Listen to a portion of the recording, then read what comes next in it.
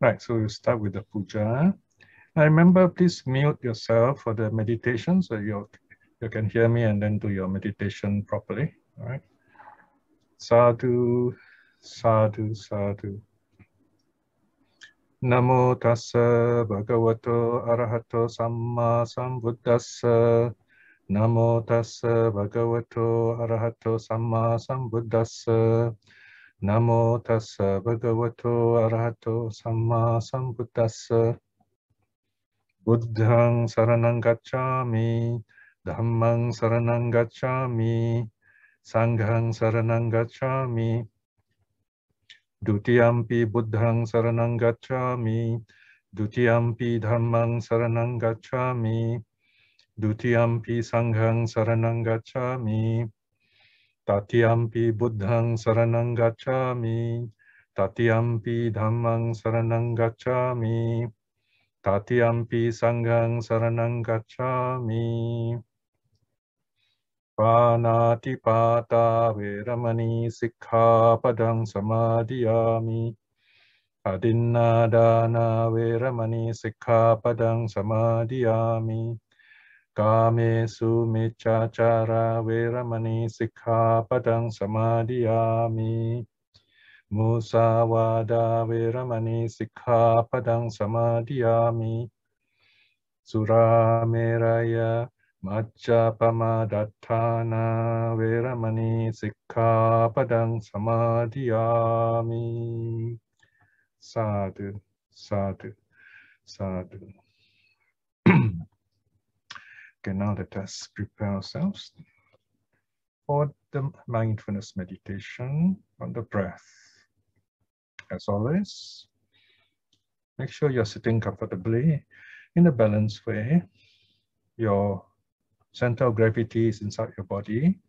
That means keep your body upright, relaxed. You can lean back if you like.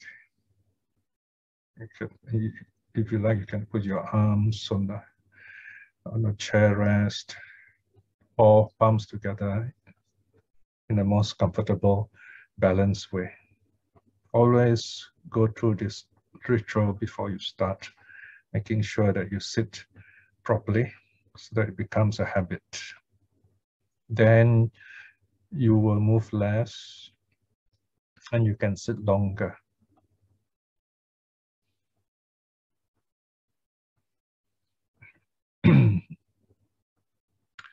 Just close your eyes. Have a quick scan of your body. Make sure you're relaxed. If there's any part of your body still not comfortable, just your toes or your legs. Just adjust yourself until it's just right.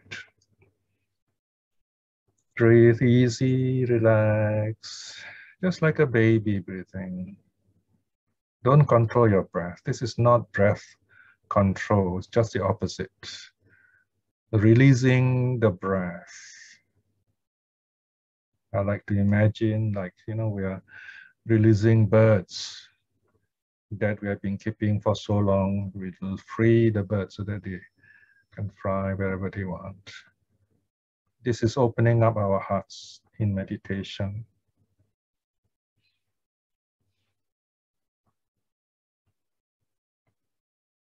Let the breath come. Let the breath go. We use the breath as our focus.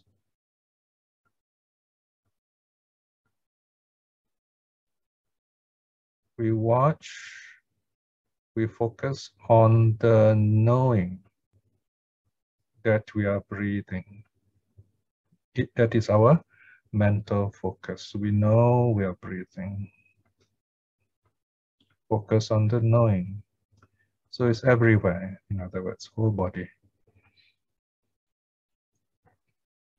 If that is difficult, you can focus on the nose tip, if you like, where you can feel the air touching the nose. Or you can feel the rising, falling of the belly just above the belly button, above the navel. Some people even watch the solar plexus, the center of the chest, rising, falling. Depends how you breathe. Even if you're having a flu and you have to breathe through your mouth, it doesn't matter, because you focus on the knowing that you're breathing.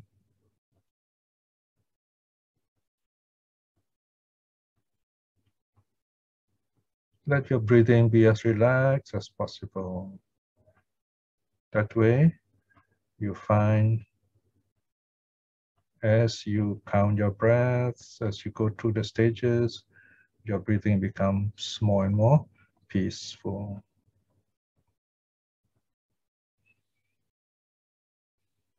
We usually start with the counting because counting is very easy for pushing away distractions. So if that works for you, you can use the counting.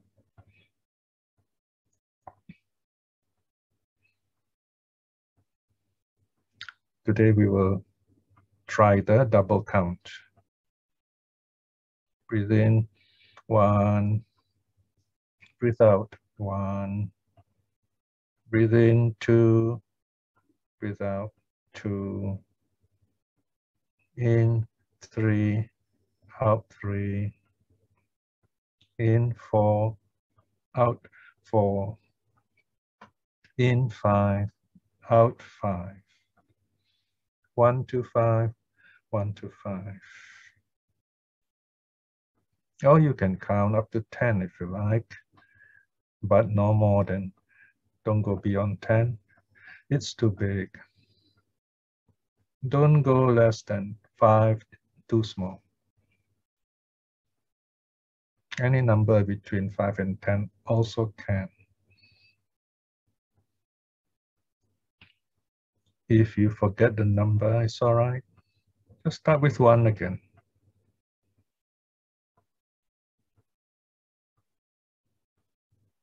Breathe in, breathe out, smile. Breathe in, count, smile. Breathe out, count, smile. Smile anytime you feel like it. It helps you to focus.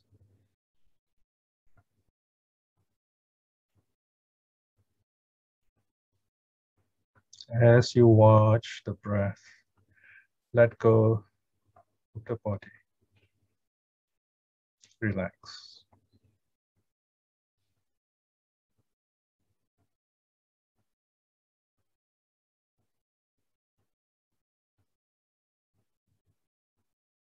It is as if there is only the breath now.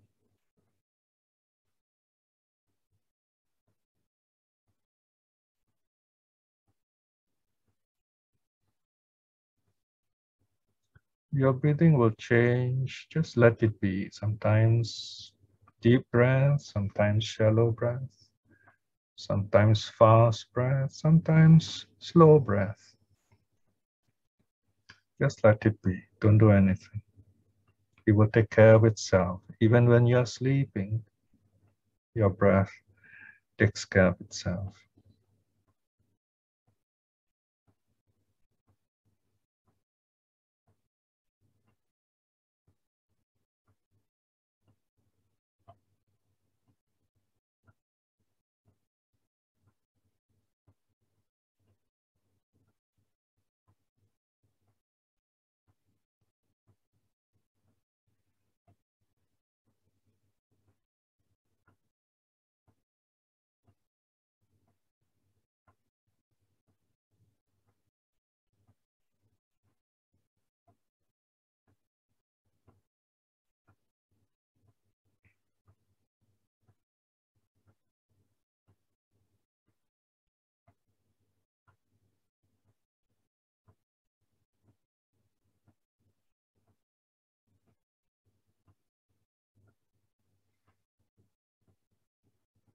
Anytime you feel peaceful enough, you can switch to the second stage. Or for those of you who do not like counting, or counting doesn't seem to work, you can also go straight to the second stage. No need to do the counting. It's optional. In the second stage, watch the breath as in and out. When the breath has come in, simply note it as in. When the breath has gone out, simply note it as out.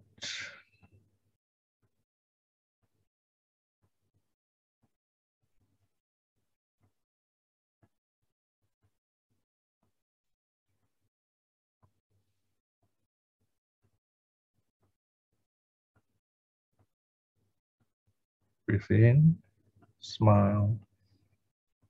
Breathe out, smile.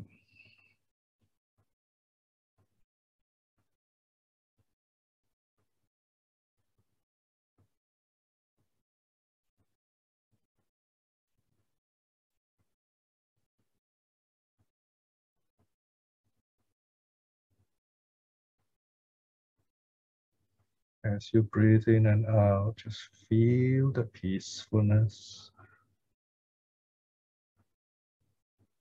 Feel the joy.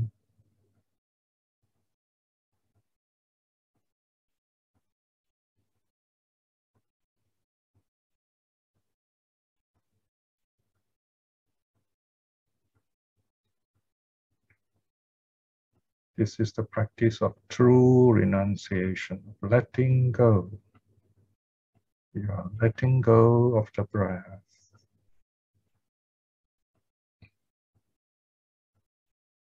The more you let go of the breath, the more relaxed, the more peaceful the breath becomes. You're still breathing, but in a less physical way. The breath is becoming more and more mental, in other words. From body, we switch to the mind, to the breath. You will notice this as the space between the breaths grow longer, bigger. Again, it's not steady sometimes. It comes faster, sometimes it comes slower, it doesn't matter. Stage 1, stage 2, you cannot, you just let it, focus on it, then that space, that peace will arise. Keep your mind focused. Whenever the mind wanders, bring it back, bring it back. Every time you bring the mind back, you become better.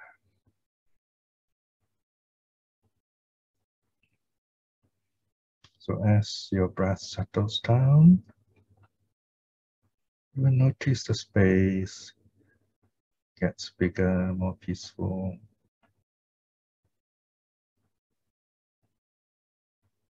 Just let it happen.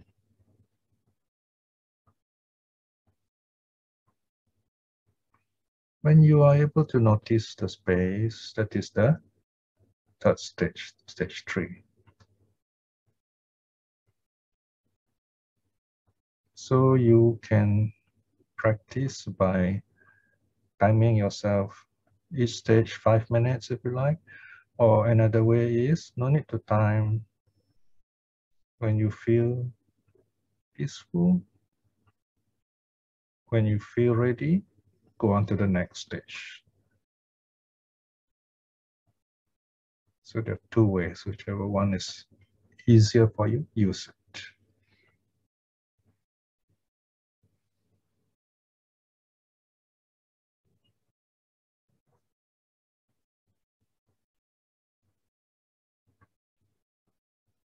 When you notice the space growing, smile at it.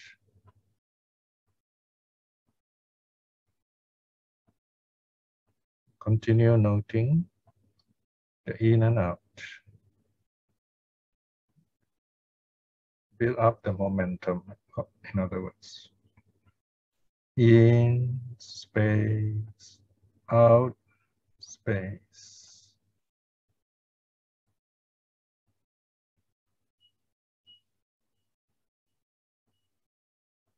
Smile whenever you feel like it.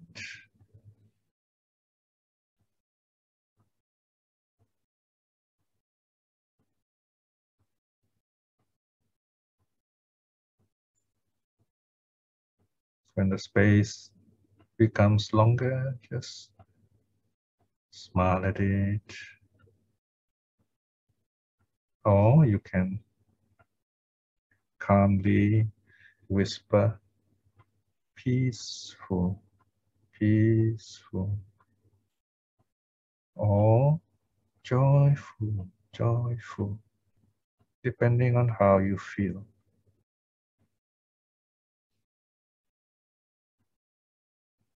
Otherwise, just remain silent and feel the joys. It's very powerful, very beautiful.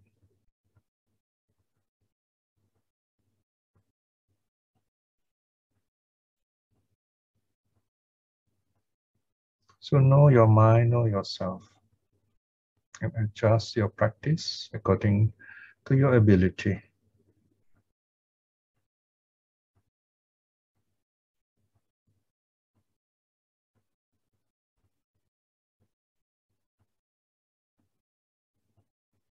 As you practice, you find the peacefulness is so wonderful, you don't want to do anything else.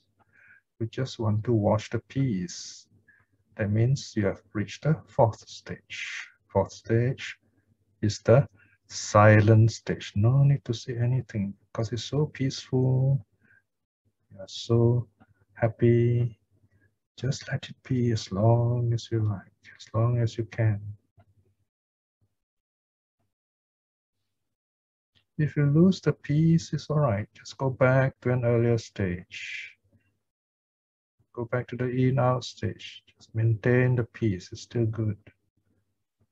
Then you will know when to stop.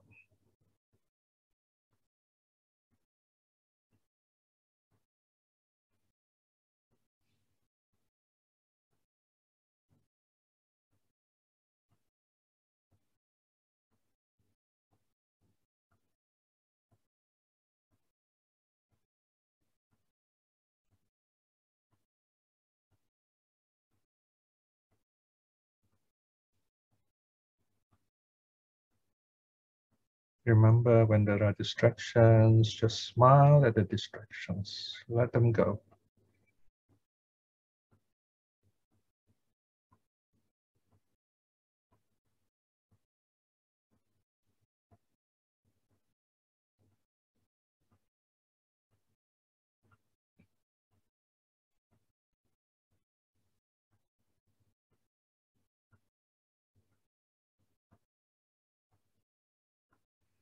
Now, at this point, let us review our practice.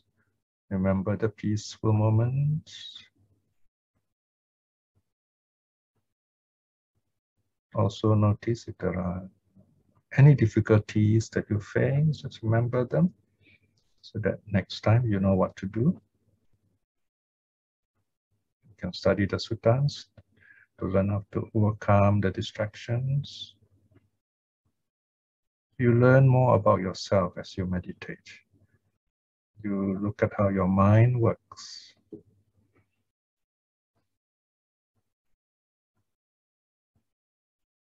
Review your practice.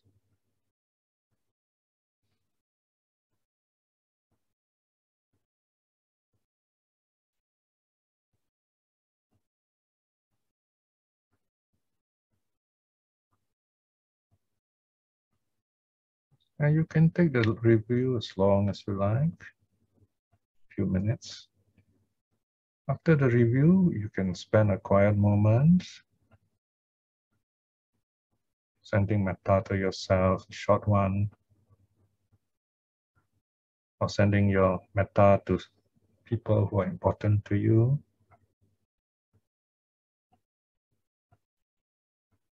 or even dedicate merits to people, to loved ones or friends who have passed away. It's a good time to do that after your meditation.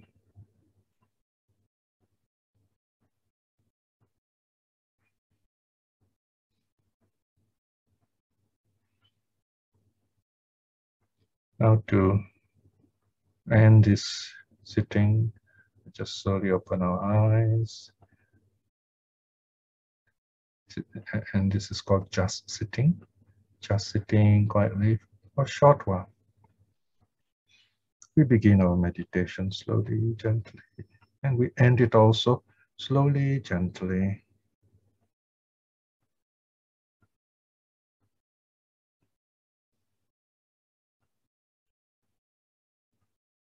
So remember all these steps and practice on your own, refine your practice. And slowly, you will naturally be able to sit longer. Sadhu, sadhu, sadhu. And now we go on to our study. Right, today is our the concluding part of the sutta, the last part, actually is section 5. In the first part, we looked at how Sigāla, the young man, he was following his father's advice, and he was doing some kind of prayers by worshipping the 6 directions.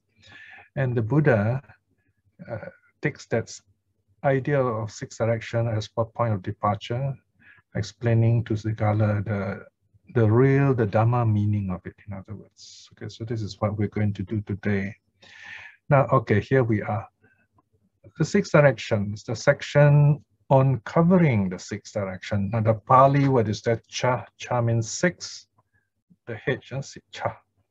You got to pronounce with a little bit of plosive, we say, a bit of small explosion, cha. There is cha, ca is cha, this is cha.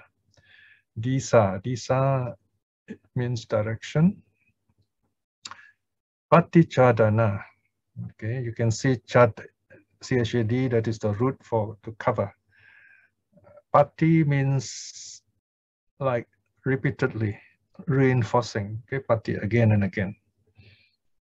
Chadana, the na makes it a noun. Patichadana means covering in the sense of protecting, like cover the direction, protect the direction.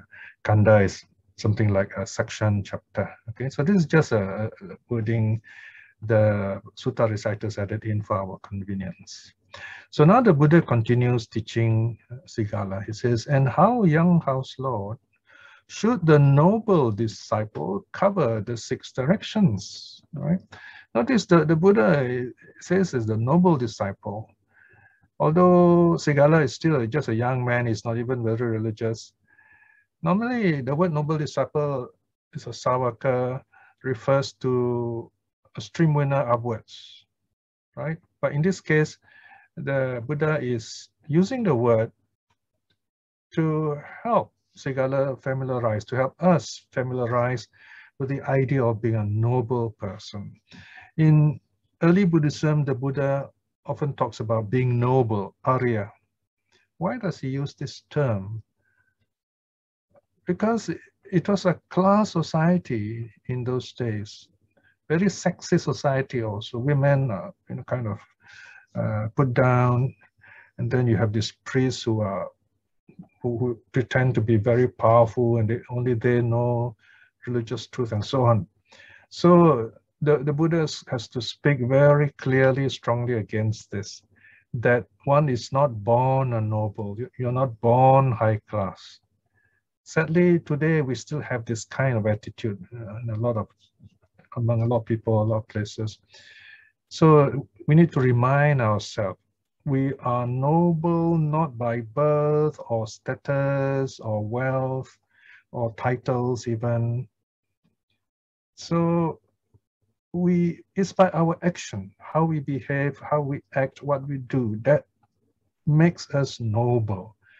Not noble by status or title, not because we are entitled, but because we have attained this state, because we keep the precepts, because we calm our minds, so we we have attained this state. We are this peaceful state. State, not status, in other words. So being noble is the idea of someone who is good because body and speech are refined with the precepts. Out of compassion. That's why we keep the precepts. Out of loving kindness. And because of that, our minds become refined, become calm, become clearer. We can think better. We talk more compassionately, more wisely, in a more interesting way. So that's the meaning of noble. It's got this very broad meaning. And then you have the noble path. So here the Buddha talks on a simpler level by way of the 6 directions. How do we protect the 6 directions? So, of course, this young man is very curious. He's just, now having his own family. I mean, he's running the family. He's in charge of the family wealth and so on. All right. So you remember last lesson we talked about the way the Indians look at the directions. So here it's listed. The first direction is the east, right? So the Buddha says, all right, these directions you're worshipping, they're not gods. They're not actually just purely direction for good luck. It is how you protect your family, the 6 directions, that is your family. This is called demythologization, if you like, meaning giving a practical interpretation to what are mythical, just story, make it to have practical value. So parents, declare the Buddha, should be regarded, notice, should be regarded as the East. Why the East? The Pali word is Purattima. Pura means front, okay? Parents are the front. Why are parents the front? The front is the East. The East is the rising sun. Parents gave birth to us, brought us into this world. The parents give us this chance to enjoy our human karma. So we are born through parents, and like the rising sun, the East. Teachers should be regarded as the south, the right-hand direction, dakina. Here there's a play on word. Dakina means right hand, it also means what is right. And the offering we give to a teacher is also called dakina.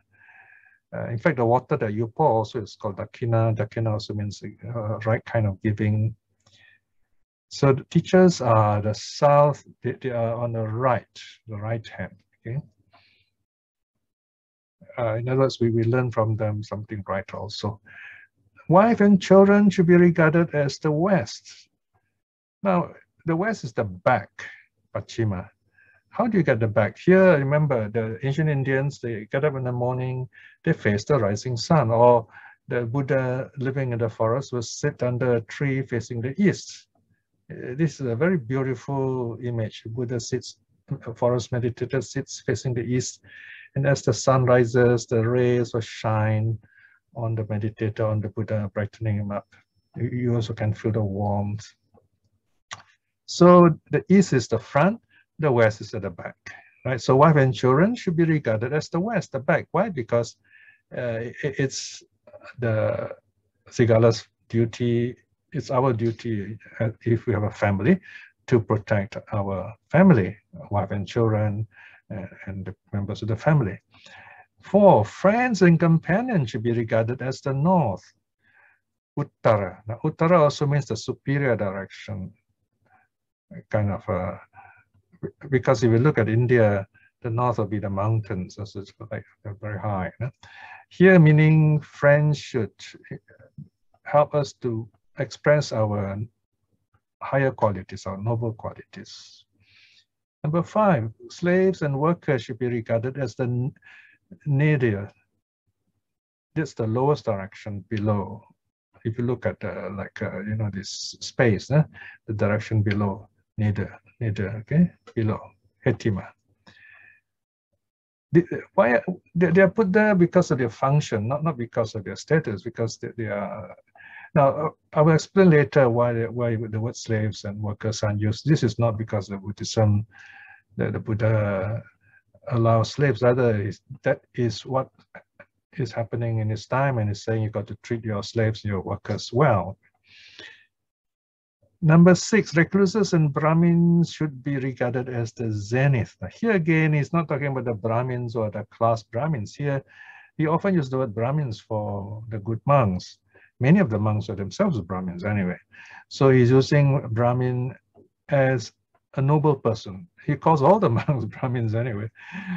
Recluses are those who live quietly in the forest, for example. Okay, the Brahmins are those who practice well, and they're also very learned, good teachers, and they are noble in quality.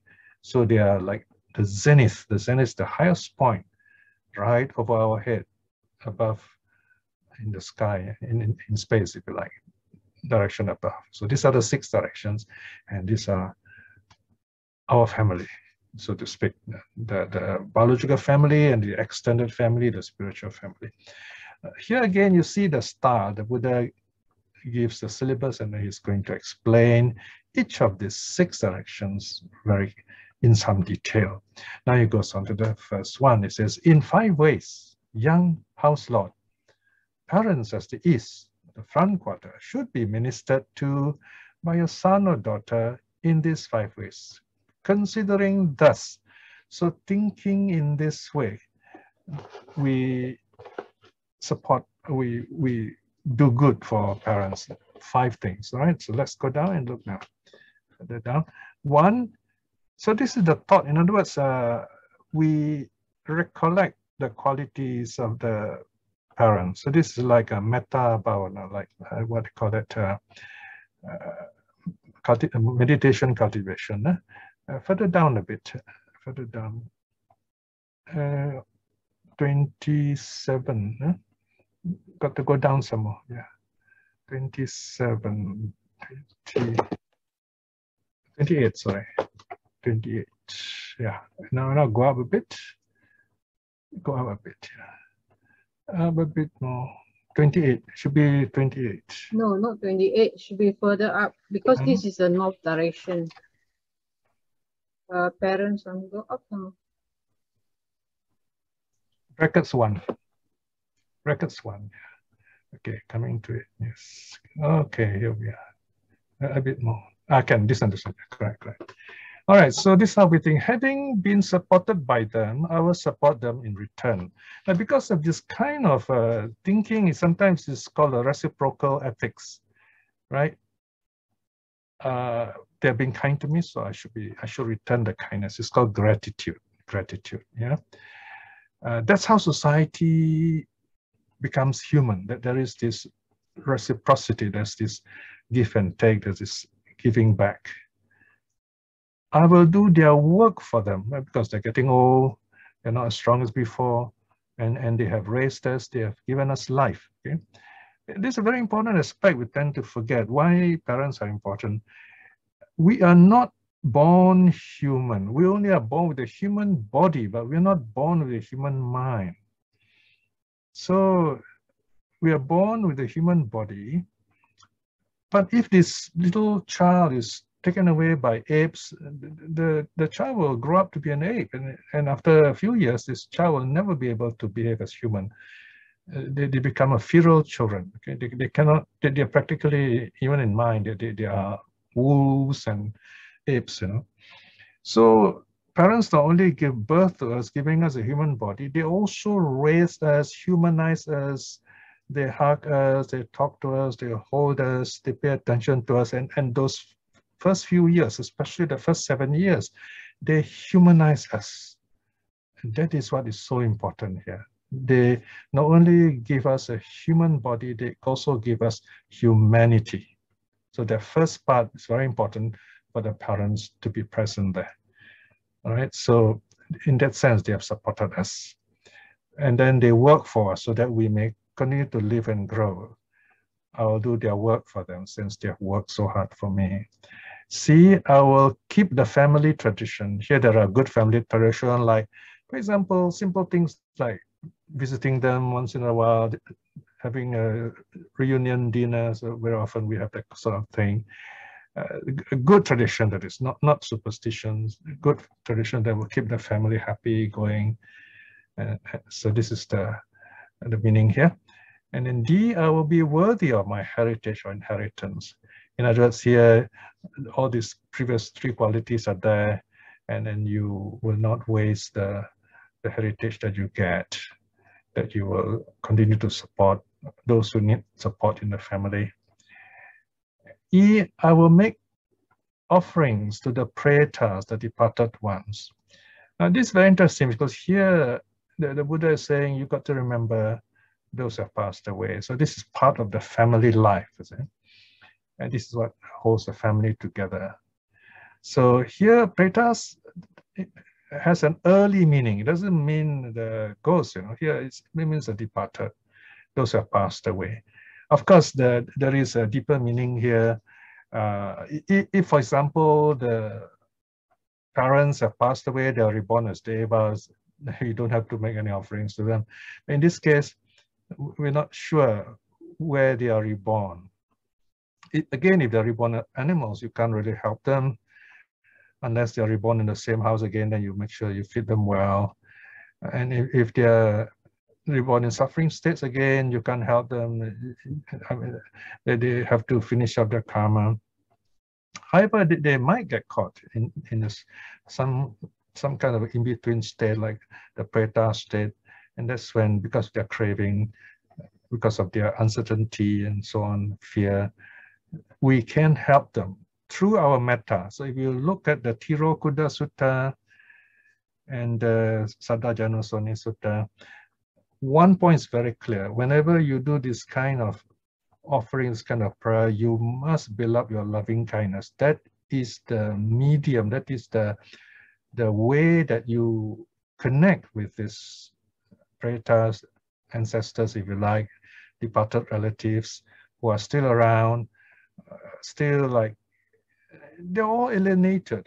It's like you live in this big city and they're all alone, and here you're the only one who can connect with them, and they kind of they are stuck with you. They somehow need you, but there's no way they can communicate with you. It's a different level of existence.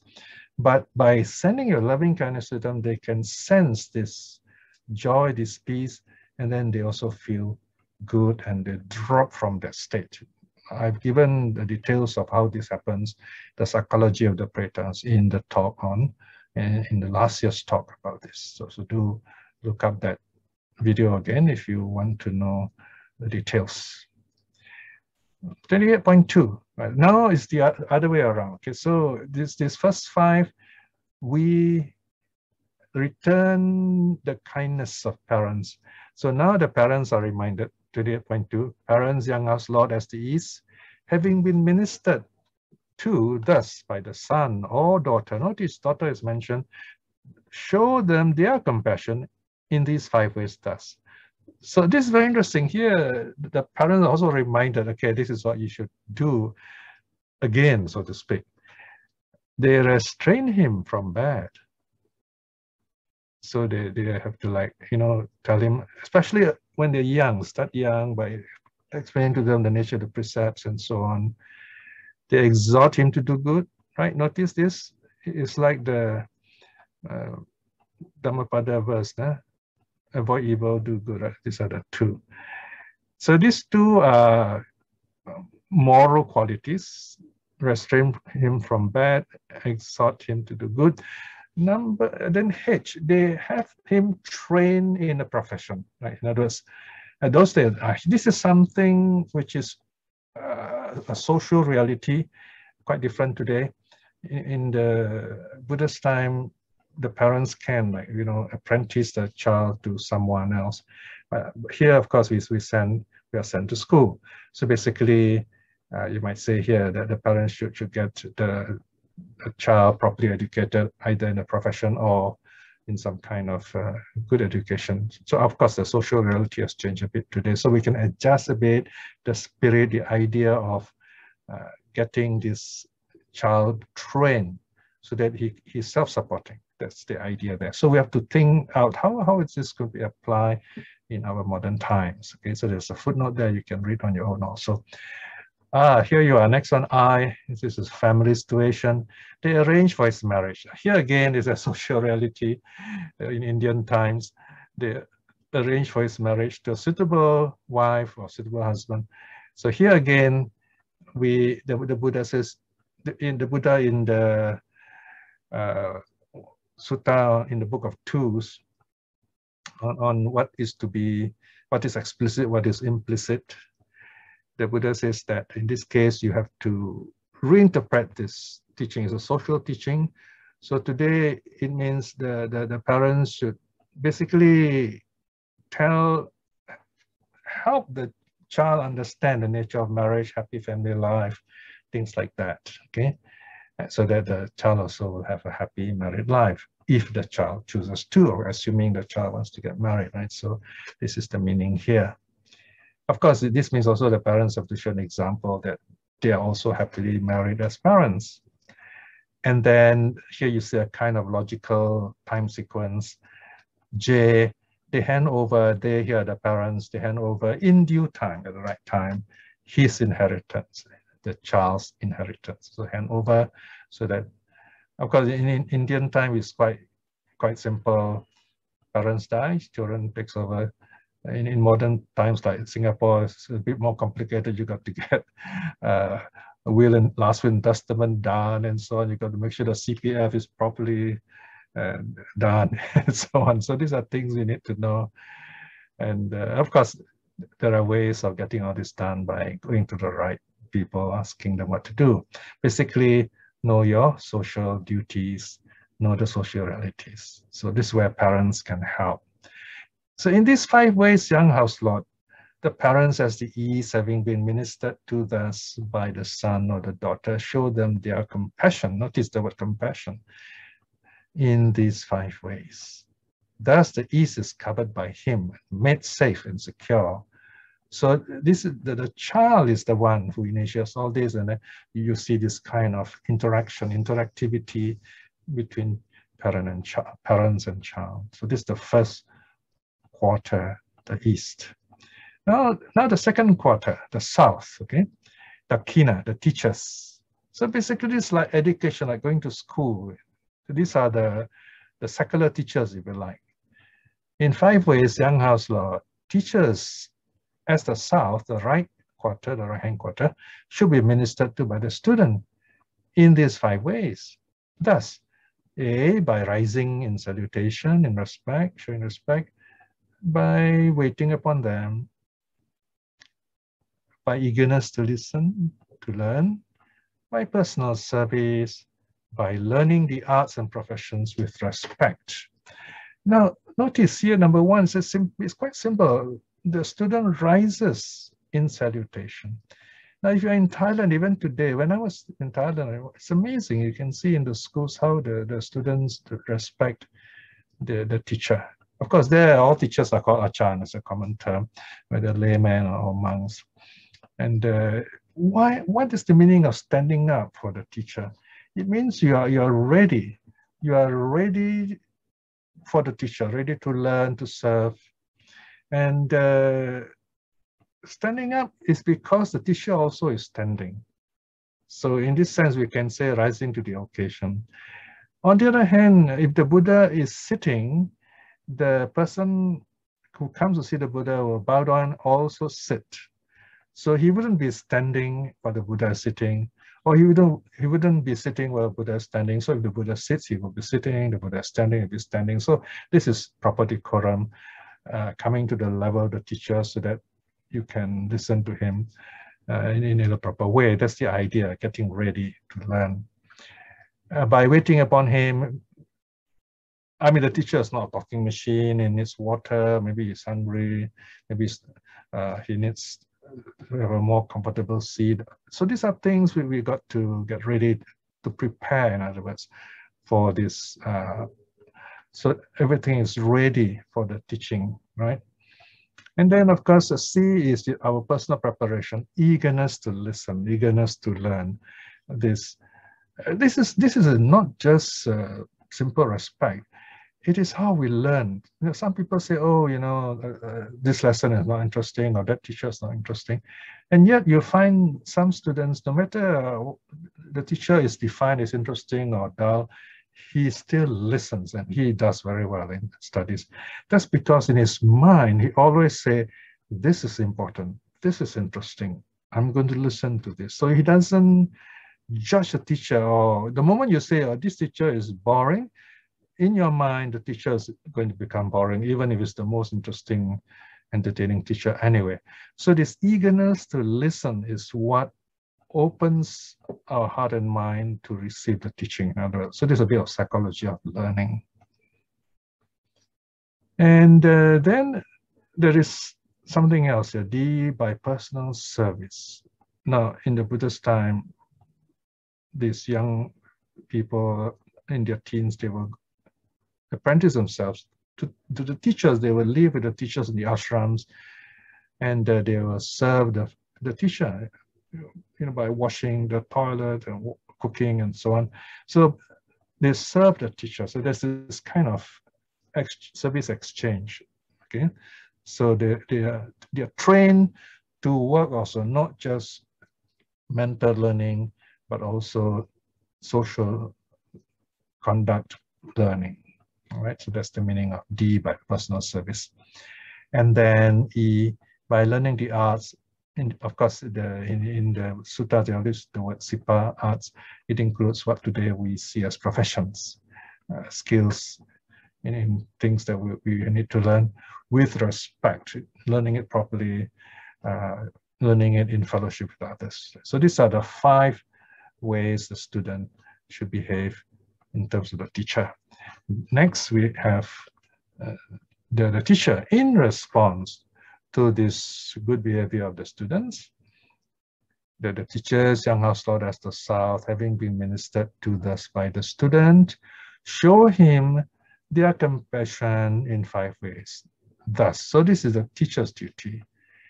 That is the teachers, discipline him, the student, so that he is well disciplined. Meaning, study time, he studies, work time, he works. He knows what time to rest, what time to wake up, exercise, have good health, things like that. And keeping, of course, moral discipline too, in action and speech.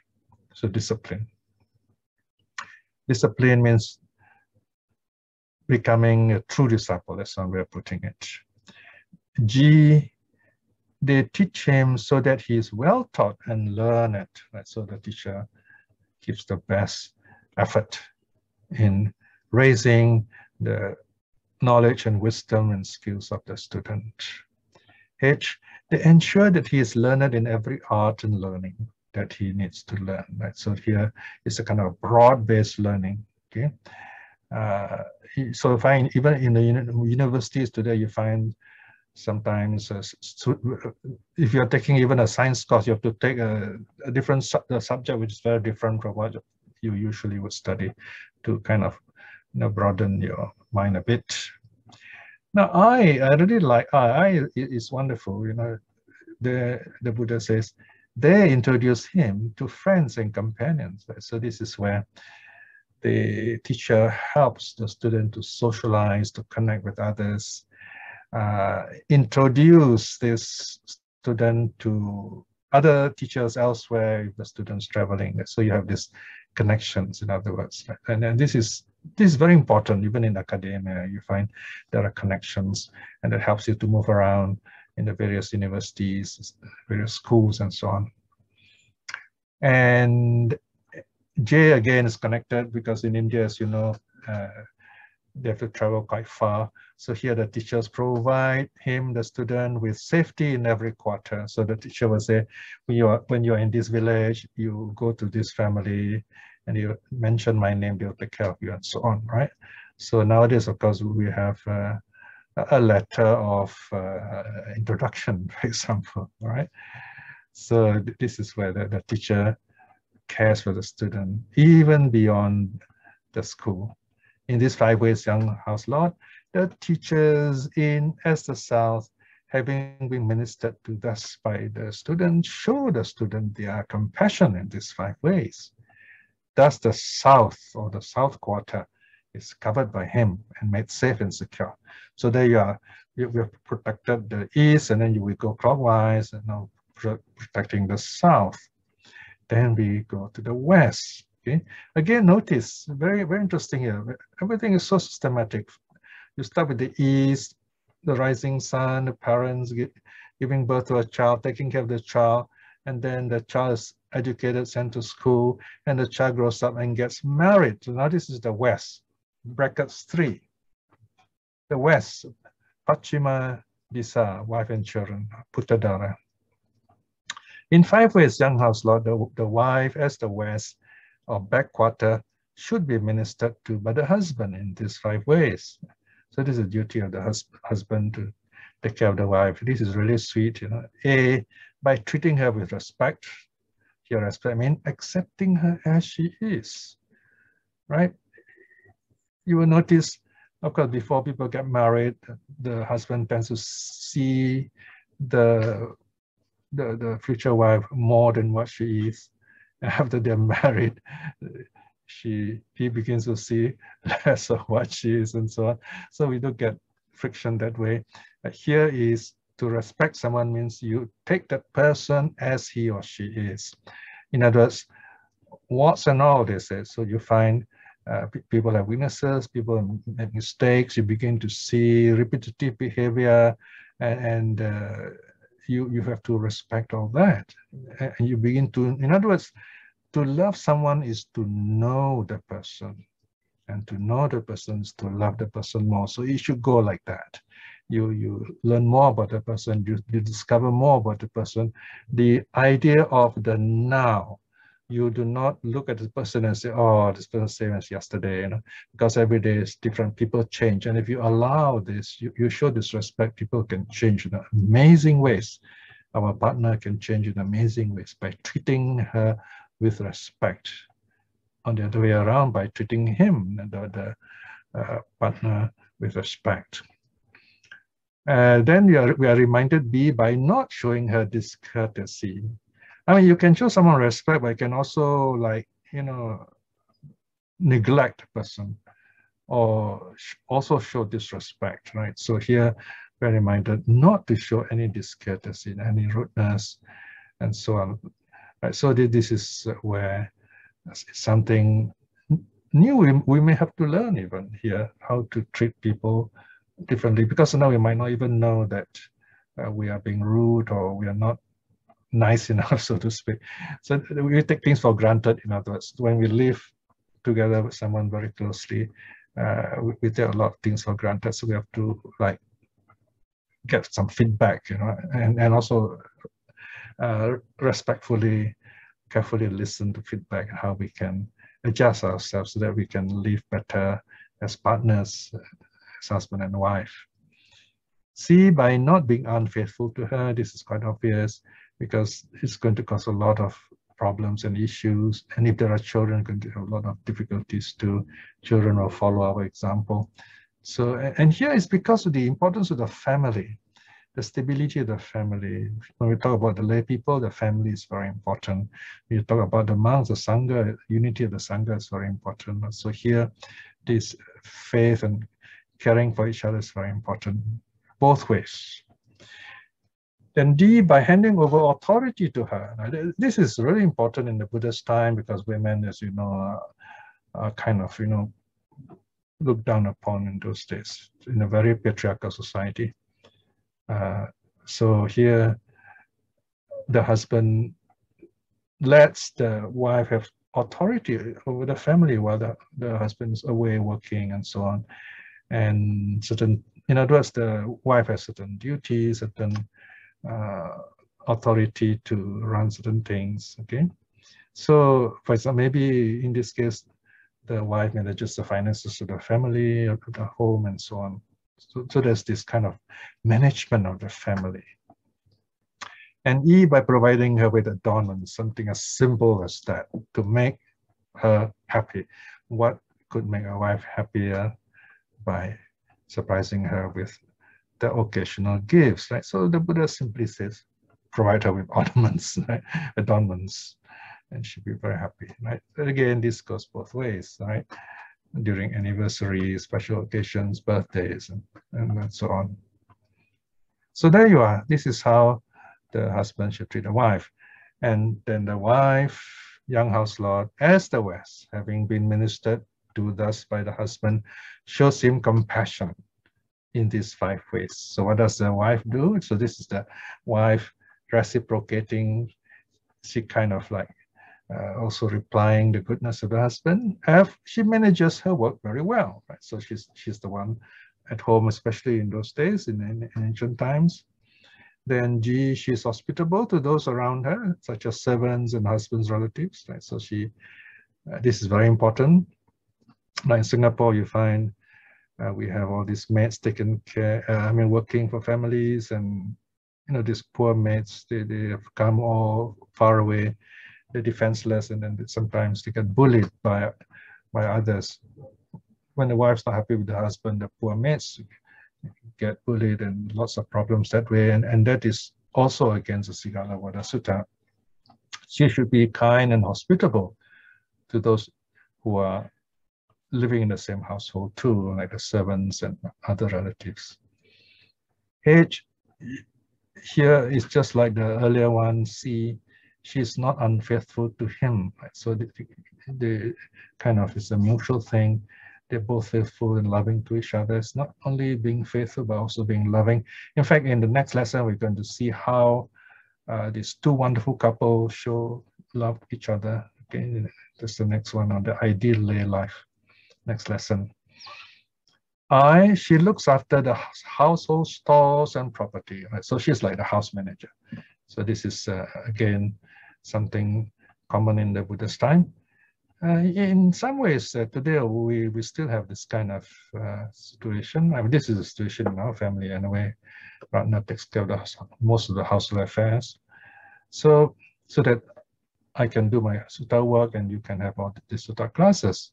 So you, of course, in our case, it goes a little bit more broadly, benefiting more people. So here she looks after the household stores and property, taking care of things in the house, okay? Maintaining the finance and so on. And J, she is skillful and diligent in all her duties. So in other words, it's still a learning situation, and then she does it with interest, with diligence. Right? So these are basic ideas on how she can build up this family so that it's a happy family. All right, so that is the south. Now we go on to the next section.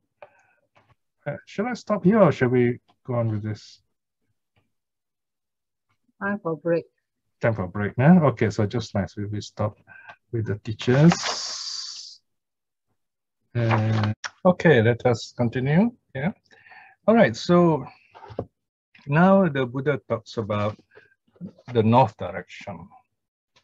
Section 4, the north Uttara Disa, friends and companions, Mita Macha. In 5 ways, young house lord, friends and companions, as the north, should be ministered to by the son of family in these 5 ways, thus, with generosity. All right. Now here, of course, we share food, comfort with our friends and companions. So in the last lesson, I remember we talked a bit about how wealth should be managed, and part of the money is used to, treat our guests properly. And this is a very important quality in Asia, in Asian hospitality. We serve as food, drinks, and so on when we have friends and visitors coming over. B, with pleasant or courteous speech, we talk in nice ways, encouraging them. Okay? And then C, with beneficial conduct, looking after their welfare. In other words, making sure they're also happy, because if they're good and happy, we also benefit. And then D, with impartiality, meaning here we would treat them as we would treat ourselves. We are not biased against one against the other. It's not like that, but we are kind of fair to all, we're kind to all equally. And E, by not going back on his word. In other words, when we make a promise, we keep to a promise. And this is very important, right? You find how often when people like to say, oh, no, they'll do this, they're very quick in saying yes, or we know they're not going to do it, right? So you find such people we don't really trust very much, right? So here, we're a man of our word, in other words, and this is very important in the Buddhist teaching. So here you see this, these are basic qualities of good friendship. And how should a friend behave? In 31.2, friends and companions, young house lord, as the north, having been ministered to thus by the son of family, show him their compassion in these 5 ways thus. They guard him when he's heedless, right? Sometimes when we are careless and our friends protect us. They guard his property when he's heedless. When we are not mindful, they look after our things, so to speak. They are a refuge to him when he's in fear or danger. Okay? So we turn to friends when sometimes we're not sure what to do, we're afraid, so our friends, these are our true friends. They do not abandon him in his troubles. Right? Somehow they're always there. They don't give up on us. And this is always wonderful when you know you can rely on people, right? For example, recently, when my computer broke down, I have a friend who's very busy and I didn't want to disturb him because they're having exams. But I had no one to tell other than our family. So I just thought I would just message him. And then at once he said, hey, you need my help, I can come over and so on. And I said, what about your exams and so on? Oh, it's okay, I can take a bit of time off. So you find that they're very kind, that they have time for us. Those are the true friends. They do not abandon you in your troubles. And you don't abandon them in their troubles either. So it's reciprocal. They respect his family members, right? So you find when they visit our home, they say hello to everyone in the house. They show that they show us as a family, as a unit, even our pets, our cats and dogs and so on. So you find this person is really wonderful friend, in other words. So friendship is a very important aspect of Buddhist relationship too. So this is worth looking through all this again, and then reminding ourselves what we should do. Especially now that our society is becoming more urbanized, we need to form this village friendship, if you like, where people are close. In a village, people are close together. We know each other well. We have close friends. Once you live in a big city, you can become very lonely. Only today I saw one article in the papers that say one of the biggest problems in Japan today, which is one of the best countries to live in, as they say, the biggest problem there is loneliness in a nation. So can you imagine that you have these two opposite problems? Huh? So as people grow old, you find, especially when they grow old, they become lonely, because their older friends pass away, and then the younger people do not have time for them. So this is where we need to spend time. I mean, if you are a Buddhist society, it's good if you can form a special group of younger people to train them that the older folks, the biggest problem for the older folks will be loneliness, alienation. And then one day, these young people also become old themselves. So we start this culture of caring for the old, caring for the lonely. But loneliness is also suffering. So this is a very important aspect of friendship, which we as Buddhists, as a community, can do as part of our good karmic activities. So this is worth remembering, yeah? And now we come to the 5th direction, the lowest direction, servants and workers. 32. In 5 ways, young house lords, slaves, and hired workers, employees and charges. In modern terms, we say employees and charges. As the nadir, the direction below, should be ministered to by the master or the employer in these 5 ways. Thus, okay, so what are the 5 ways? Let's go further down, please. Okay. A, by allocating work according to the strength of the worker, right? So this is very important, right? So this is especially important, and in Singapore we have all these foreign workers and maids. So sometimes you see them doing very dangerous work. They have to climb on the window on the 8th floor, 10th floor, cleaning the windows. They should not be doing that. It's very dangerous, and carrying too heavy things. So work should be allocated according to their strength and ability, of course, by providing them with food and wages. Notice food is mentioned separately, right? So something like we share food with them, and besides the wages too. And C, by attending to their medical and health needs. Wow, notice here the Buddha is saying we should give our employees health benefits, okay? So this is something very Buddhist thing to do. And then D, by sharing excellent taste, that is food, with them, right? So we don't give them just leftovers. I mean, we share with them in many ways, whatever we eat. So this is kind of treating them as human beings, as part of the family. And E is quite logical, by giving them timely breaks, because they need to rest too, because if they get sick, that's very difficult for us, right? So they are precious to us in this sense. So this is a very important set of practices, especially for society that's affluent, and we are dependent on the service of others, especially where our life has become so specialized and compartmentalized. Now, look at 32.2, slaves and hired workers are mentioned again.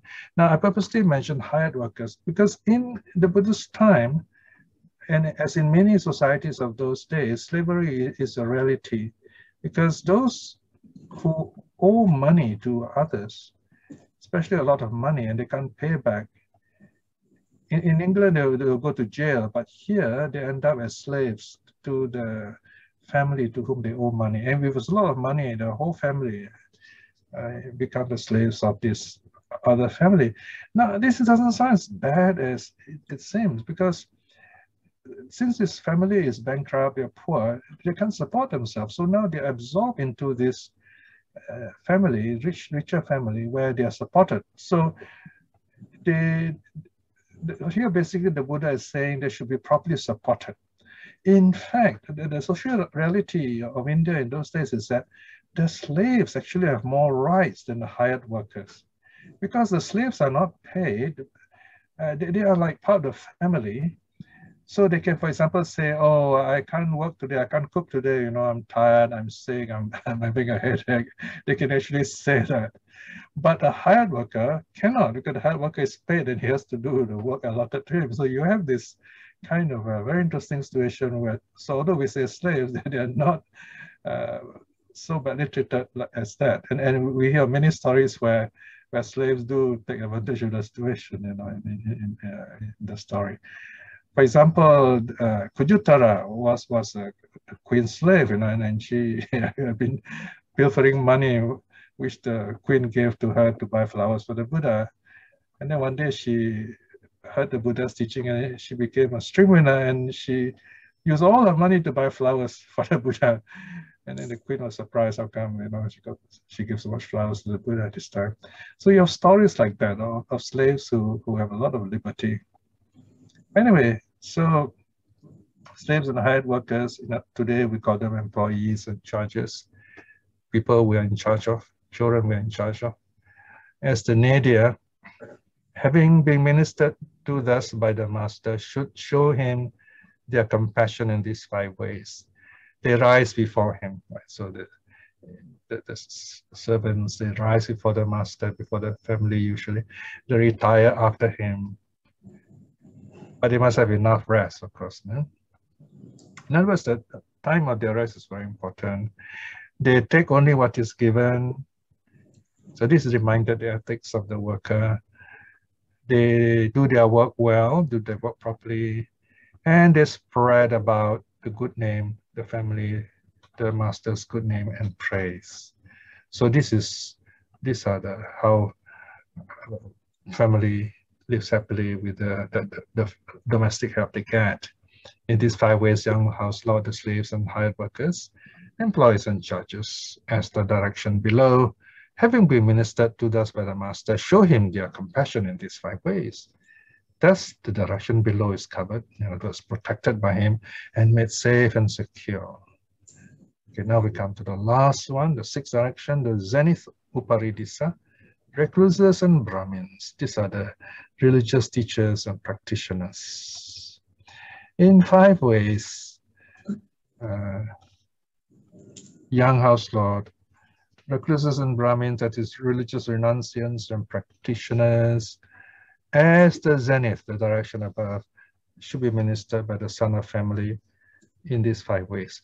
Now elsewhere, the suttas will mention the religious people who are sober, who keep to the precepts, who are true practitioners. These are the kind of people meant here. Not just because they wear something yellow or keep their hair different or shave their head. It's because they are exemplary people. So these are the people we should show physical acts of loving kindness. We act with loving kindness towards them by words of loving kindness, kind speech, thoughts of loving kindness to them, wishing them well and happy. Keeping the house open to them. It means when they come for alms, we offer them alms, in other words, okay? And by providing them with material needs. No money is mentioned here. Here, in other words, food, clothing, shelter, taking care of their health, right? So things like that, yeah? So this is how they are helped. These are, we're talking about the monks especially, okay? But nowadays we have lay workers, so we have a broader connection in this situation. Okay, now what do these recluses and Brahmins do in return? Let's go further down now, 33.2. Go below, please. Yeah. Okay, so the recluses and Brahmins, the monks and the practitioners, young house lord, as the zenith, the direction above, having been ministered to thus by the son of family, show him their compassion in these 6 ways. Notice in this case, there's something different here. In the previous sets, they're all 5, but here there are 6. So this is something extra, okay? So F, they restrain him from doing bad. And in G, they exhort him in doing good. Now, you may recall that this is familiar because this is the same duties of the good counselor earlier on in section 24, okay? The friend who is a true counselor will restrain us, exhort us in doing good, right? So this is the religious teacher, the true religious teacher is also a good counselor. H, they with a good mind, a kind heart, show him compassion, okay? So they're kind to him. Kind is what? They listen to him, they are patient with him. You know, very often some people ask same questions again and again. Sometimes the questions don't seem important. So these teachers show them patience. It's very important, all right? They let him hear what he has not heard before. So this one means something good, something new. When you hear the Dhamma, there's always something you don't hear, you not heard before, something profound, something helpful, something interesting, something inspiring, something that makes our life happier and meaningful. They clarify what he has heard. So whenever you're not sure, the teacher will happily explain to them. This is very important because very often, you know, on our website, we get people asking, what does this mean? Where can I get that sutta and so on?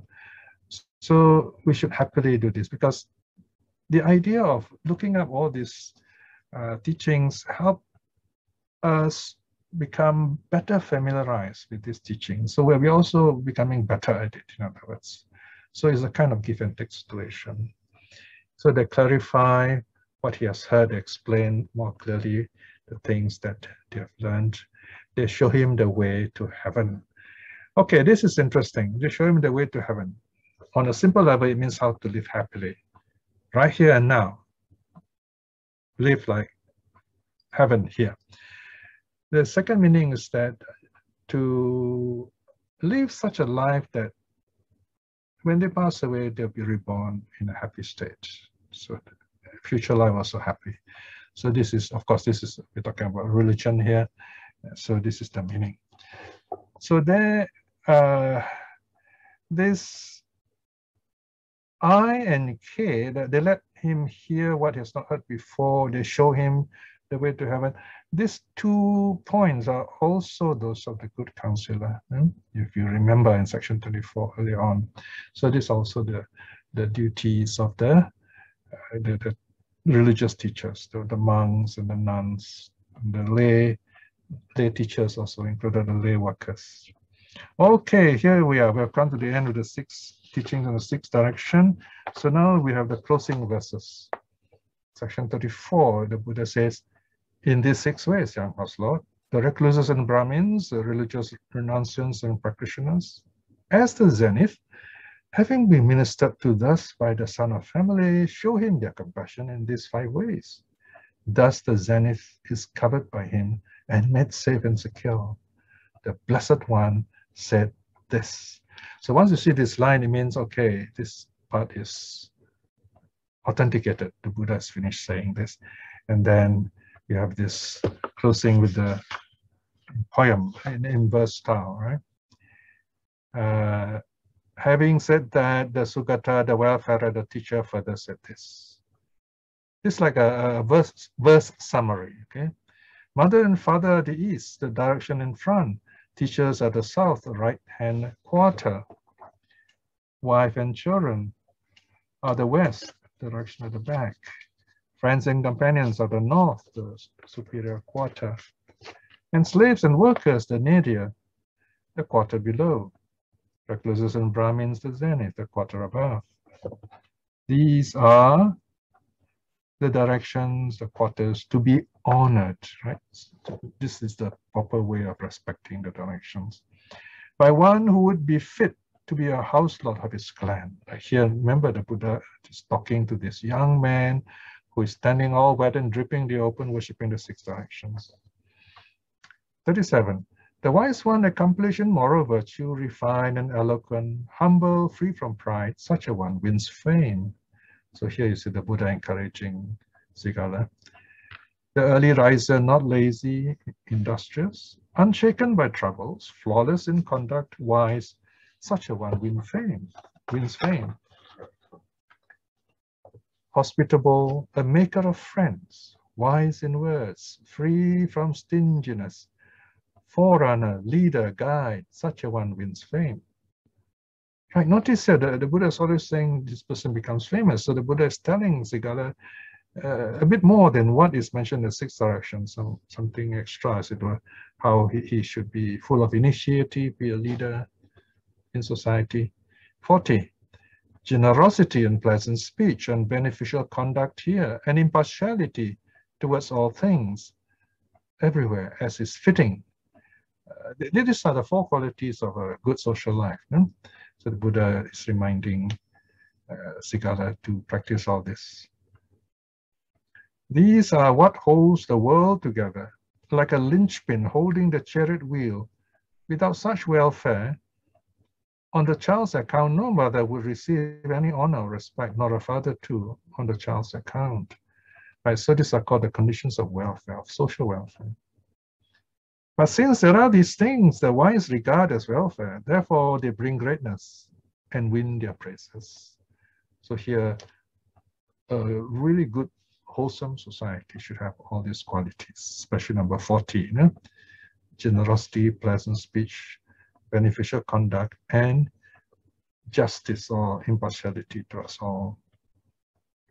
Right, so with 42, the teaching by the Buddha ends. When this was said, Sigāla, the young house lord, said this to the Blessed One. Excellent Bhante, sadhu Bhante. Just as if one were to place upright what had been overturned, or were to reveal what was hidden, or were to show the way to one who was lost, or to hold up a lamp in the dark so that those with eyes could see forms. In the same way, in numerous ways, the Dhamma has been made clear by the Blessed One. I, Bhante, go to the Blessed One for refuge, to the Dhamma, to the community of monks. May the Blessed One remember me as a layman who has gone to him for refuge from this day forth for life. So here we see Sigāla finally taking refuge, right? But then there's nothing else told about him. The commentating mentions he passes away and is reborn as a deva. That's about it. Okay, but at least his teachings have been handed down to us for our benefit.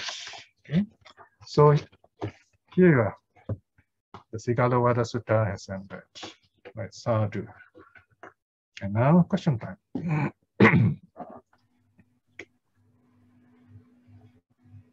Thank you, Brother Piya, for the teaching. Okay. David C. Brother David C. Would you like to unmute, please? I have already unmute. Oh, yeah. Okay, good. Okay, please proceed. Right. Okay. I've got a question, Brother Piya. Sure. At a certain time, I was basically volunteering my service at a orphanage, and I've encountered a few kids that has been abused by their parents, used by their parents, and those are the very mild terms that I would use to describe the situation.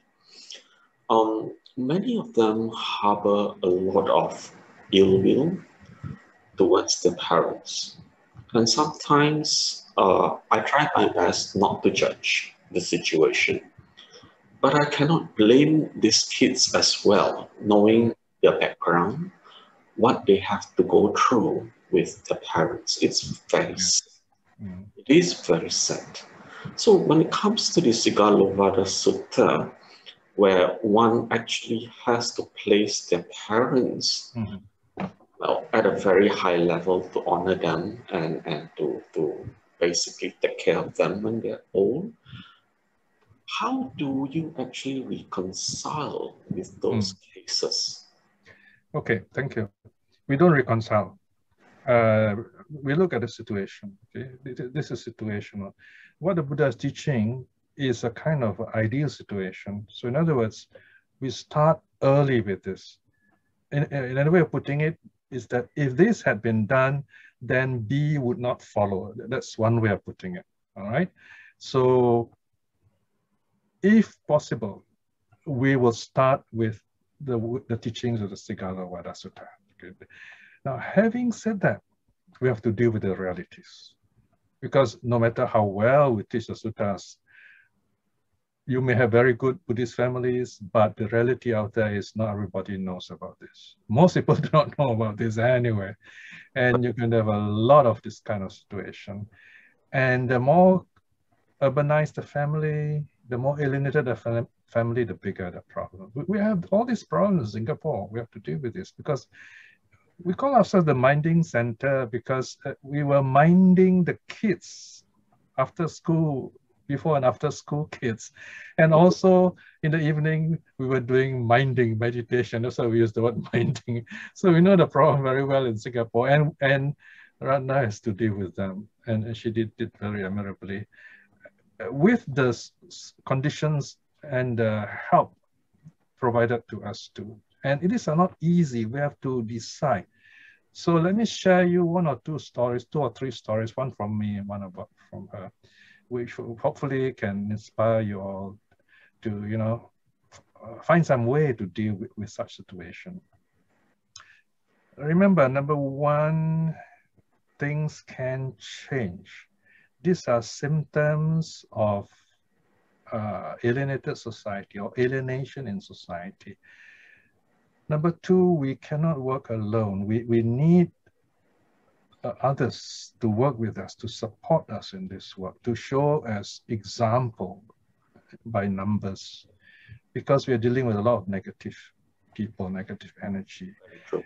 Which means number 3, you really got to clear yourself those negative energy after your work. So you need to do a lot of metta, loving kindness. You need to mix with a lot of happy people also. Otherwise, you will transfer those things. Yeah. You must leave the inside fire inside, outside fire out. It's a very important advice given by Lady Visakha, given to Lady Visakha. Meaning you have to leave those problems once you leave work. Don't bring home and then, you know, yes, things like that, all right? Which, Okay, let me tell you the story, okay? A couple of stories. Yeah, we have cases of abusive parents. I wouldn't say both, let's say one parent, really controlling this child and all kinds of funny ideas. You know those typical situations in a family that expects a child to, you know, be like an investment. So this young boy was so badly abused that he was terrified. He was being caned and so on. Doesn't want to go home. He's so afraid of going home, and things became so bad. This child, it was already 7 p.m. You see, usually by that the child should go home, and we go on home to our own lives. But we have to take care of this kid over time because he's so terrified, he doesn't want to go home. So he stayed on in the childcare center. And then this went on, you know. And one day this mother came with a cane, mind you, to the child care center and threatened this child in front of other parents and kids. And these other kids are terrified. So we have this kind of scenario. So we have to, you know, really make up our mind what to do. Say, wow, this is really out of control. It's not the child that's out of control, it's the parent that's out of control. See? So we can't handle this, but we do have child services here. So we have no choice, we have to inform them. And then they come, three or four of them will come, and they will examine, they're very careful, they will examine the situation. Well, I'm not too happy seeing these people, very serious, very glum people, because they know the situation is not a happy one. So they come, they do their duty. And so they interview the kid, they interview the mother, then they decide, okay, this kid has to be taken into, there's a term for it, some kind of right, the right conditions. In other words, you got to be taken to the boys' home at that age, you know, this late primary school, early secondary. So he spent a couple of years in a boys' home, and he's grown up a few years ago, and now he's a big man, he's happy now, so problem solved. So that's one way we can do it in the right way. Okay, of course, the mother will be very angry with us, won't talk to us anymore. But if you let this child go home, you're going to have one criminal in the future. So this is a very difficult situation, but in Singapore, we do have services that can help this kind of child. Or that's one way. If you know they can be properly helped, find some way of helping them.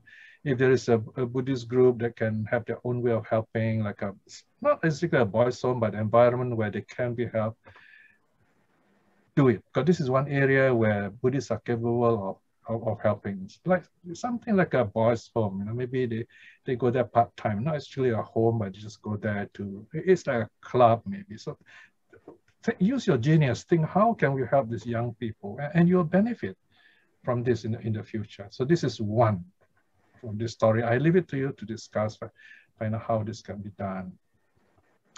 Now I come to a situation where someone comes with a problem, all right? These are things I didn't plan, it just happened. So in this case, there is this woman, she already reached college. So she's now independent, she has graduated, she's teaching, so she's working. And she still thinks of her mother, but her mother really didn't care about her. Scolded her and said that, you know, you are a girl child, so, you know, in a Chinese family, you're not very useful, you know, and so on and so forth, things like that. She was told things like that, and they were very poor. The mother cannot support her, and she's all on her own. The good thing is she is resourceful. She worked hard and used the money, and she went to teachers' college.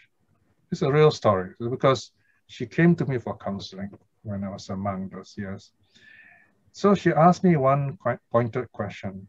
My mother is like this. She never really loved me. She, in fact, even told me, you're a girl child, you're of no use to the family, and she can't support me. Now I'm working, I have money, she's very sweet and nice to me. I don't think she deserves my kindness. Oh, this is the question. Not easy one to answer, is it? I told myself, oh dear, this is the tough one, right? Of course, I got to put a brave front and answer her, right? So I told her, I said, yes, I can imagine your difficulty. You know? I said, it's not easy for anyone in this situation. So I told her, I said, you have to, now that you're a teacher, you're an adult, you can look at her situation, reflect on the situation. Number one is in the past. Number two is a cultural thing. So it's not her fault. She's being conditioned by this negative aspect of culture about girl child, things like that, you know. And the fact is that you were poor, your family was poor, she was poor, she doesn't know how to handle it. That's it, it's poverty, you know. So she's just being quite frank. She's not resourceful, okay, I mean, it can't be helped, you know. So she's just saying things as they are, but somehow you survive. You more than survive, you thrive. You're a teacher now, you're independent. So the next thing I told her, I said is, you know, yes, you have the right. I said, you have the right. You don't have to help her. All right? You don't have to show her gratitude because there's nothing to show. You're right. If you go by any moral standards except biological standards, you're right, I say. Understand. But I said, you're a Buddhist. You know, you're a Buddhist. And we talk about compassion as Buddhists, right? Compassion is when you show kindness even when people who do not, when they do not deserve it, especially parents, right? But again, I said, you have the choice. That's the whole thing. I said, you have the choice. This is what compassion is about. You can say, I don't have to help her. I have the right to do it. But then I said, can you live for the rest of your life with that right? Yes, you're right, but is it morally, spiritually right? Okay? Socially right, yes. So I said, what do you do? What do we do? I said, you have a choice, I said, okay? You reflect for a while, I said, as a Buddhist. Things are different now. You are in a new situation. You are like a lotus who has blossomed out from the mud. Your family was in the mud, suffering, poverty. Now you're a lotus. You've grown through all the dark waters. You're blossoming in the beautiful sun. So go back to your mother.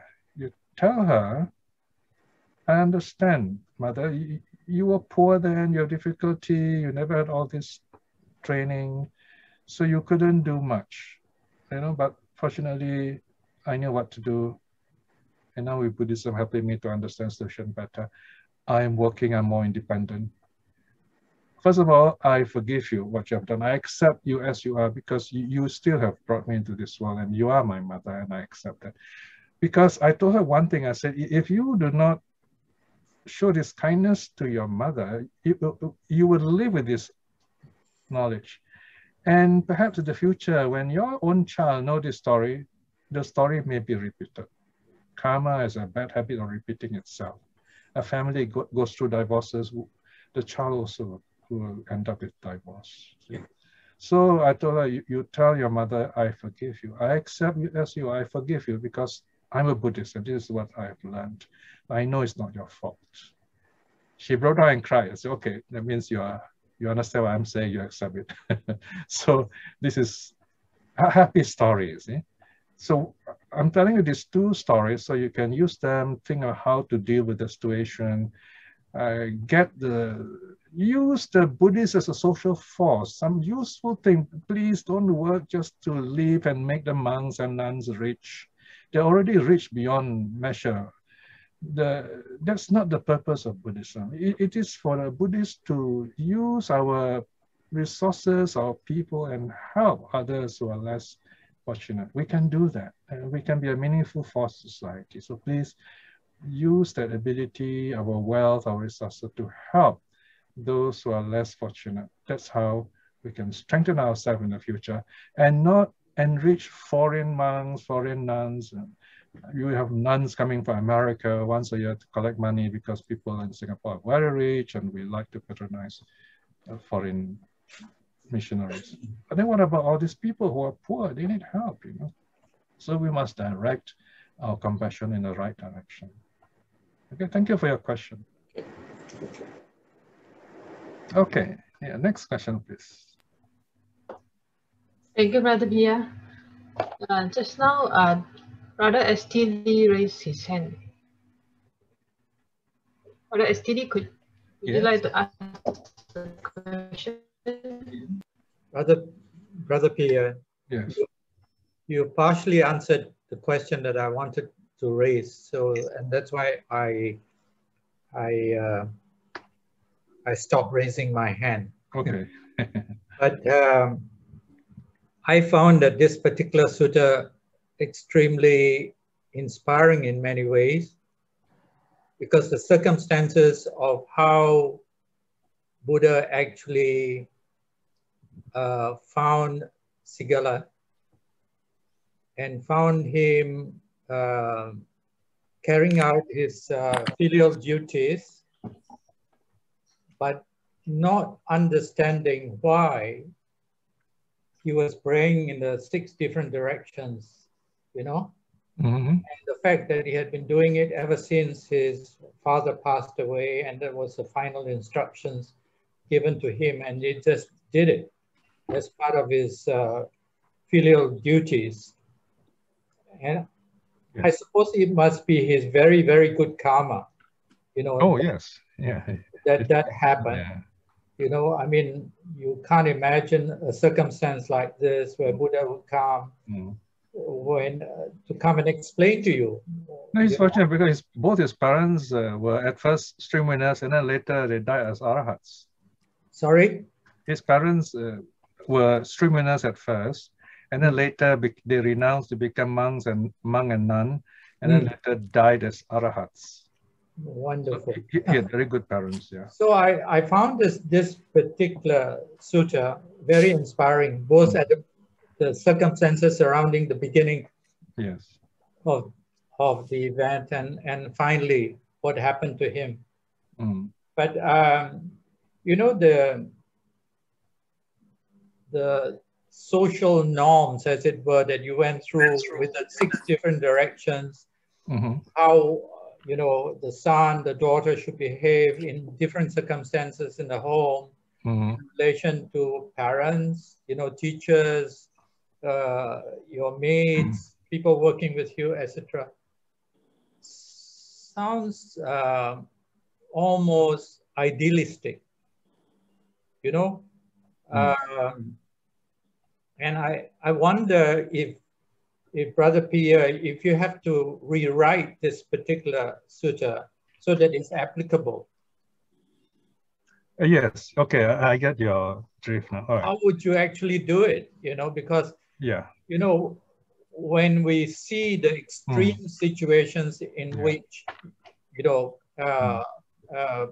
people relate to their parents, teachers, mates, etc. Yes. Okay. I mean, almost like 2 ends of a spectrum. And whatever has been said, okay, so let me answer the question. Wonderful, but I think it's almost it's idealistic. Yeah, we got idealistic. Yeah. Now remember, the Buddha is teaching about renunciation, awakening, and becoming monks and nuns. But when the number of lay people, the lay base became very big, he also gave teachings for a happy social life. And naturally, he would give us the best, the ideals. Because from the ideals, then you get the practical aspects. And moreover, he's talking like 2,600 years ago. So he did leave an important caveat, an important note saying that you have to adjust the social aspects yourself in your own time. So this is where I would say the best people would be the sociologists, the family psychologists, people who deal with this kind of Buddhists who deal with this area. They have this wonderful ideal guide. And with their practical experience and learning, they are the ones who can use these ideals and then shape our present approach to social work. So my task is to tell you all, so here you are, we have this sutta, look at it, you have to update it, so to speak, the social aspect. We're not updating the Dharma of the mind here, we're updating the social aspects, social teachings of the Buddha. And this is best done with people who are really well qualified.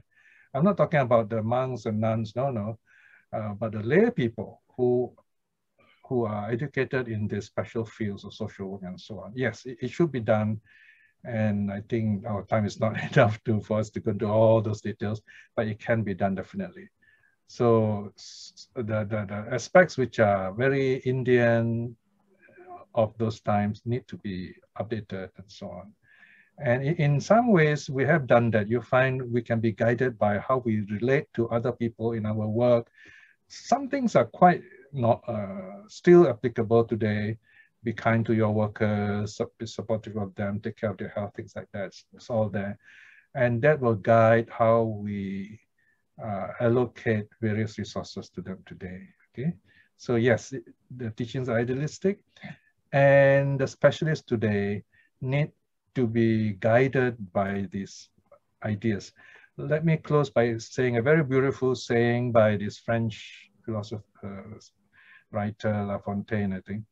He says, ideals are like stars. We may not reach them, but we can be guided by them. Okay.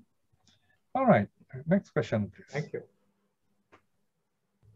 Thank you, Brother Piya. There's a question from the chat box from Brother Ryan Gore. Sure.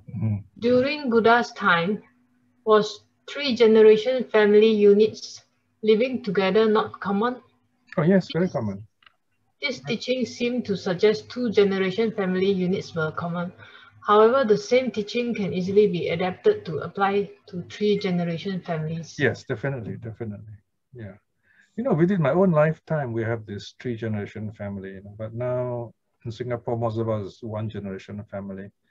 Of course, one advantage is these different families, they are nuclear families, but they live near each other. Like, for example, their flats can be opposite each other or nearby. But the idea of being independent, they're becoming fiercely independent nowadays. So that causes alienation and loneliness. And we are looking outside, we're looking outwards, for meaning in life. And so in the end, you find Buddhists are celebrating Christmas much more than Vesak, So that is rather comical, you see. And so in Singapore, you find we have Christmas Buddhists, for example. So it's I find rather odd, and Westerners also scratching their head. This is what's happening to the Singapore Buddhists. So these are things we have to deal with. And I hope the temples here will use their wisdom to deal with this. And again, don't just work to serve the monks and nuns for their economic welfare. We need to help our own people first. Okay, and I'm very serious about this. I hope they will consider this seriously too. All right, yeah, thank you for mentioning that 3-generation thing. Thank you, Brother Piya. At the moment, there is no more question from the, there's a question pop up from TSF. Yeah, Silfong, yeah. Yeah. How should one help or advise a friend who is in depression, grieving for her mother who recently passed away? She has been a very filial daughter, but she thinks that she has not done enough. She has been thinking of where and how her mother is now. Yes, some people can be really caring. Just be there, listen to her, and whatever she says, you respond accordingly. Give a supportive role. Counseling is not easy, it's quite tricky, especially counseling a close friend. Sometimes it's easier to counsel, a stranger. I mean, someone comes to you and say, okay, I want counseling. It's much easier because you have a window. But when it comes to a friend, it's always there. So you have to set limits for yourself also, for your own ability. So at the right time, just spend time, go out with this person, do something different. If you know some happy stories, tell her, say you have done your part, and humanly possible, and so nobody would, blame you if whatever happens. You're just feeling it. So try to reflect her mind after listening to her. What is she thinking? So you're feeling that you're not doing enough, right? And you say, yeah, so let her speak herself. And you say, okay, what else can you do? So then you ask questions, probing questions to help her think further until she say, yeah, actually, I've done what I can, something like that. So she just wants to be sure of herself, basically. And there is fear. Say, what is it that you are fearing? Okay?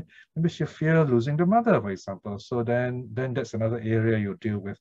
So try to profile her in a manner of speaking with her help and use that to help her see herself. So it's not easy, but if there's love, there is caring, there's concern, I think you will know what to do in this case, and she too will know what to do. And remember, she will really thank you so much. You were there for her, and when she was there. Only today I was reflecting and I was saying, we have world famous teachers, we have great authors. Anandayo just wrote another big book, his first critique of traditional Buddhism. People are getting excited about it, We have important Buddhists coming into our lives. But the question we must ask ourselves, who really are our Dhamma friends? When you need help, who do you go to? When you need help, who really comes to your aid? Who really gives you that helpful advice? Who is always there, really usefully there? And who doesn't just say something and then goes away, you see? In other words, who are the people in your life who are always there supporting you? Those are your true friends. They may be your spouse, maybe your parent or someone close to you, a friend. And you have such a person, treasure that person. He's a very wonderful person. The person is there when you need that person. He's not a Siamese twin. He's someone there whose presence is meaningful, who is able to help you even in his absence. And he's not a VIP. He's not a great, world-famous Dhamma speaker. He's just a simple, wonderful friend, what the Sutta calls a true-hearted friend. These are the people we need, and these are the people we should become. If we can do that, even though our community is small, we will be a really great community, a truly Dhamma-spirited community. And I hope you'll consider this seriously and have time for other Buddhists. In this world, it is becoming more and more alienated, more lonely society, which is becoming richer, but all the more poorer in happiness. So think about this, what Buddhism can provide us in terms of fellowship and friendship. Okay, now, any more questions? Please ask. This is a good time to ask. Okay? Thank you, Brother Piya. And the check box seems like no more questions. Well, you any brother and sister would like to unmute to ask your questions? Yes.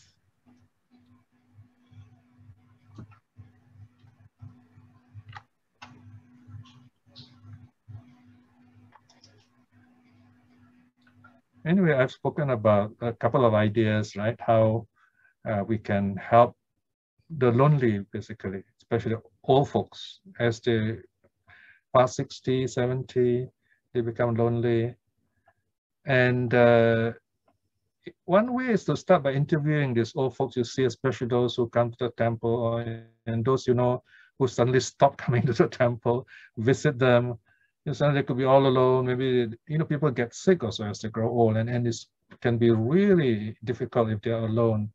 And if their spouse has passed away and the children don't care about them, wow, they really need help. This is when our Buddhist community to help. So that's one area to consider.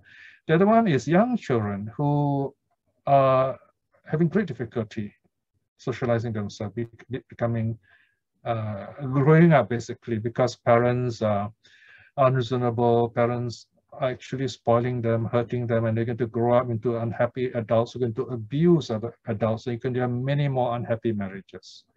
So these are two areas I think as a Buddhist community we can help with our resources. Okay, so, and we'll be doing really good work if we do this, not just the ritual helping, real human-centered, person-centered helping. Okay, any questions? I have a question here. Yes. My question is, nowadays, a lot of people are chasing after success, especially as parents. We want the best for our children, and we send them to tuition classes here and there, one classes back to back after one another. Yeah. So what's the comment on this, please? we are losing this time in our life called childhood. So that is quite a bad thing. So, well, I suppose we've got to talk to them in a nice way, reassure them. I think, but very often this family, they come from this privileged family themselves. They were poor before. They work very hard. In Singapore, we see that, especially, you know, these first generation migrants who come here. And sometimes you can see the fear of failure in their eyes. So, and you have to convince two people, husband and wife, not just one side, you know. So this is where I suppose you have to take it up with the local MP, as you say, form a kind of group, and then maybe, you know, give talks and encourage them how to really raise happy children. It's got to be done as a kind of like a project, if possible, or a personal mission if necessary. So this is some of the ways we can help them. And of course, if it's your neighbor, you talk to them and just give them some ideas. It's up to them to follow, you see. All right, so we have two lovely kids, you know, our neighbors, two kids. They like to come to our house because we have cats. They like to, they come and say hello to us, just like that, because they want to see the cats. And you can see them, they can be really great adults in the future. So we encourage them to be, we tell the parents, it's okay for them to come, they're not disturbing us, you know, they're learning to socialize, and you should encourage them. So these are little things we teach our neighbors. We have a Christian neighbor next door who's all shut up with like a tomb and never opens his door, so we can't do anything for him though. So we do what we can. And the little that you do, I think people remember you for that. Okay. Right, any more questions? Okay, thank you, Brother Piya. There is a statement from Ryan Gore. Yes. Buddha's teachings with regards treating the slaves and workers with kindness, love, and respect is really good. From our own experience, our children grew up with domestic helpers whom we treated as family members, and that had a huge impact on their behavior. Yeah. Now that our children have grown up, that is evident, and we are really proud of how they treat others, especially the elders and the poorer ones. Wonderful. If that can happen, it's really sad. It's wonderful. Great. And then there's a question from Sister Grace Lim. Sure, yeah. Growing up in a Buddhist family, a child is now more drawn to a religion of a superior God. What is a good way to bring him back to the path? Okay, this is quite tricky, you know. Frankly, I wouldn't force my children into any religion, even Buddhism. I'll show them how we as a Buddhist mother and father live, how happy we are, difficulties we face. And children are intelligent enough to watch us, to see us. And in time, they will know that they have lived in a Buddhist family with Buddhist values. They've seen Buddhism in action. That will grow in them if you show them love. If the family lacks love, yes, then they'll look for it elsewhere.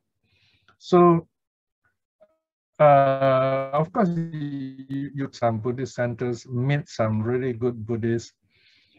You have to meet too religious, too zealous, and you have problems again there. I would say sometimes we allow them to give the space to experiment. And if they're intelligent, they will come back to think properly. Don't just blindly follow things. And then again, when it comes to marriage, you have a problem. If you have a partner who is of different religion, so this is where you have to tell them religion should not come in the way of love. First, in marriage, love comes first, and religion must be freely chosen by the children and so on. So because we live in such a multi-religious society, these are things we must be ready for. So that is why you need this community spirit among the Buddhists. It's very important to have this. So the Buddhists can do a lot by way of community spirit, by making the young really happy together, by simply letting them get together to play, make friends. In sociology, we call it propinquity. You know, one of the things that many of the people who attended my previous courses when I was a young monk those days, all the national courses, they're very happy with me, is that because they found their spouses there, they found their partners there, and they are married to this day because they went to this course. And some of them, of course, they were serious about listening to the Dharma, some of them were not, but they found their spouses there anyway, and they're happily married. So this is called propinquity. In other words, when you let them mix around in the Buddhist community, it's okay for them to make boyfriends, girlfriends. So don't talk about it's bad to have all these things. That is the wrong way of talking. Tell them friendship is very important. Let them build up this friendship since young in the Buddhist way. And there you are with them, watching them. As I said, the Buddhist center, Buddhist temple, Buddhist community can help us grow in this way in the spirit of the Sigāl'ovāda Sutta. Okay, so that's just nice. We can think ready, right? Yeah. I think it's 10 o'clock already. Correct, yeah. Thank you, I'd like to end the... Thank you, Brother Piya, for sharing and enlightening us with the Sigāl'ovāda Sutta today. So before we close, we have a puja for the closing salutation. Okay, this is a time for us once again to sit calmly, rejoice in this moment. I can sense that it is a very wonderful, strong feeling in us tonight that we've learned so many things, spoken out quite openly about many issues. So remember, we're gathered here and we can see the Buddha's teaching, how wonderful, how circumspect he is in terms of teaching us to live this life in this world happily, not merely how to live happily with the 6 directions protected and covered, how to live happily with family, with society. The idea is that we know where we are going as a person, as a community. And the precepts help us to refine our conduct and our speech. Mindfulness meditation helps us to have a clear and creative mind, and above all, a happy mind. We have been doing that in our Sutta studies, and this is something to remember and to share with others. Keeping that in mind, let us continue to look at our health, to be happy inwardly, and to send these thoughts of loving kindness to others, so important to us, all around us, wherever we go, to everyone here. So with this thought in mind, let us close and bow to the Buddha, Dhamma, Sangha, who are our guide in this life and the lives to come. Arahang Samma Sambuddho Bhagava Buddhang Bhagavantang Abhivademi Bhagam Swakato Bhagavata Dhammo Dhammang Namasami Bhagam Supatipanno Bhagavato Sāvaka Sangho Sanghang namami. Bow down. Sadhu, sadhu, sadhu. Thank you, Brother Piya. Thank you, the team. Do join us again on the 30th of April. Then we're going to share the Samajjhini Sutta and the Natula Sutta. Yes, we'll be talking on the ideal lay life. This time, happy married life. Okay. All right. So don't miss this one. 2 weeks time. Okay. Thank you, everyone. Thank you, Brother Piya.